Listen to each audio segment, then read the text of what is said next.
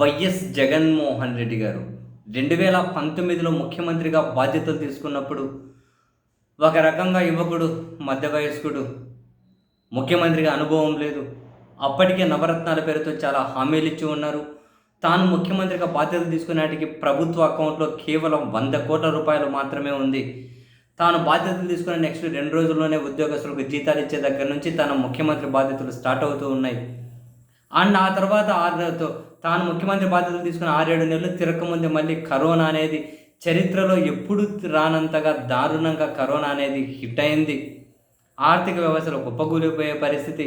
2 సంవత్సరాలు కరోనా అనేది మొత్తం ప్రపంచాన్ని అతలాకుతలం చేసింది. ఆర్థిక వ్యవస్థను అతలాకుతలం చేసింది. ఇన్ని ఇబ్బందుల మధ్య, ఇన్ని ప్రతికూలతల మధ్య కూడా తానిచ్చిన ఏ ఒక్క హామీని అమలు చేయకుండా ఆపలే. ఈ సాకుతోటి పైపెచ్చు దేశంలోనే కరోనాను బ్రహ్మాండంగా హ్యాండిల్ చేసిన ప్రభుత్వంగా ఆంధ్రప్రదేశ్ ప్రభుత్వం పేరు గడించింది బ్రహ్మాండంగా. అండ్ అక్కడితో ఆగాయా?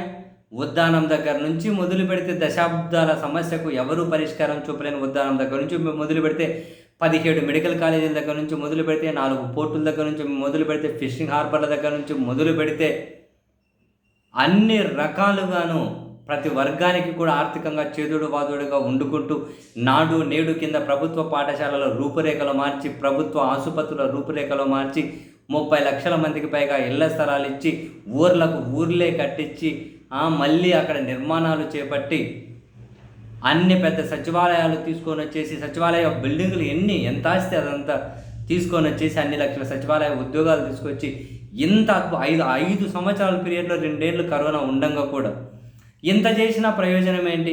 ఏదో అబద్ధాల మాయలో. ఎందుకంటే జగన్ వ్యతిరేకులు, ద్వేషిస్తులు చాలా పెద్ద ఎత్తున మీడియా, సోషల్ మీడియాలు ఉన్నాయి కాబట్టి వాళ్ళు చేసిన ప్రచారాలు ఏందో వ్యక్తిగత గొడవల్లో ఎవరో ఒకరిని చంపేస్తే హోమ్ డెలివరీ చేశారన్నది, ఇంకెవరో ఒక ఆయన ఫుల్లు తాగి మానసిక పరిస్థితి బాగోలేక ఆరోగ్యం క్షీణించి చనిపోతే డాక్టర్ని చంపేశారని, ఇట్లాంటి చిన్న చితకవి చివరికి ఎన్నికలు వచ్చేసరికి మొత్తం మీ భూమి లాక్కునేదారు, మీ భూమి లాక్కు ఏంటివో చిన్న చితకవి ఆయన మీద చేసిన దుష్ప్రచారం ఏది ఫలితాన్ని ఇచ్చిందో.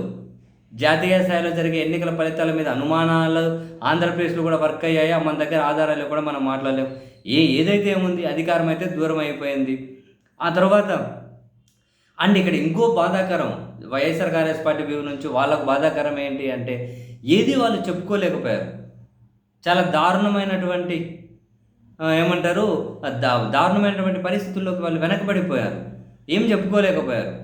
ఇప్పుడు అధికారం కోల్పోయిన తర్వాత వీళ్ళు ఏమేమి చేశారు అని చూపెడుతూ ఉంటే, ఏమేమి ఇంప్లిమెంటేషన్ జరిగాయని చూపెడుతూ ఉంటే చాలామంది అరే ఇంత చేశారా, ఈ విషయం మాకు కూడా తెలియదే అని చెప్పి కొందరు వైఎస్ఆర్ కాంగ్రెస్ పార్టీ సానుభూతి పరంగా స్పందిస్తూ ఉన్నారు. ఇప్పుడు జగన్ గవర్నమెంట్ని, చంద్రబాబు గారి గవర్నమెంట్ని ఇప్పుడు కంపేర్ చేయడం మొదలెడుతూ ఉన్నారు. ఇప్పుడు వైఎస్ఆర్ కాంగ్రెస్ పార్టీ వాస్తవానికి చేతులు కాలిపోయినాయి. చేతులు కాలిపోయిన తర్వాత ఆకులు పట్టుకుంటూ ఉన్నారు. కనీసం వచ్చే ఎన్నికల నాటికైనా కనుక మళ్ళీ చేతులు కాలిపోకుండా జాగ్రత్త పడుతూ ఉన్నట్టున్నారు. ఇప్పుడు వాళ్ళ పీరియడ్లో ఏమేమి చేశారో వీళ్ళు ఇంకా డాక్యుమెంటరీలు రిలీజ్ చేసుకుంటూ ఉన్నారు. ఒక వీడియోలు ఒక్క అంశంలో ఏం చేసాం, మెడికల్ కాలేజ్ అంశంలో ఏం చేసాం, ఉద్దానంలో ఏం చేసాం అన్న దగ్గర నుంచి వన్ బై వన్ ఏ ప్రభుత్వమైనా 5 సంవత్సరాల పీరియడ్లో ఇన్ని అద్భుతాలు చేయగలుగుతారా? అరే ఇప్పుడు అమరావతిలో సిఆర్డీఏనే తీసుకోండి, ఎప్పుడో 14-15 మొదలు పెడితే 25లో అది ఓపెన్ అయింది. సరే ఎంత జగన్మోహన్ రెడ్డి గారు దాన్ని 5 ఏళ్ళు నిర్లక్ష్యం చేశారని అనుకుందాం. 14, 15, 16 ఎప్పుడో మొదలు పెడితే 3 ఏళ్ళ కంటే అవతల పడేది ఇవ్వలేరు ఒక బిల్డింగ్. జగన్ రిషికొండలు ఎంత బ్రహ్మాండంగా కట్టారు. రిషికొండేదండి ఎన్ని మెడికల్ కాలేజీలు, పోర్ట్లు ఏంది, నాడీ నేడి కింద స్కూల్ ఏంది, ప్రభుత్వ ఆసుపత్రులు ఏంది, ఎన్ని చేశాడు. సచివాలయాలు మొత్తం కట్టిపడుతుంది. అనుకున్నదే 9 నెలల్లో సచివాలయం రెడీ అయిపోయి మొత్తం అన్నీ రెడీనే అయిపోయాయి. 9 నెలల్లో అధికారంలోకి వచ్చిన 2-3 నెలల్లో సచివాలయ వ్యవస్థనే తీసుకొని వచ్చేసారు.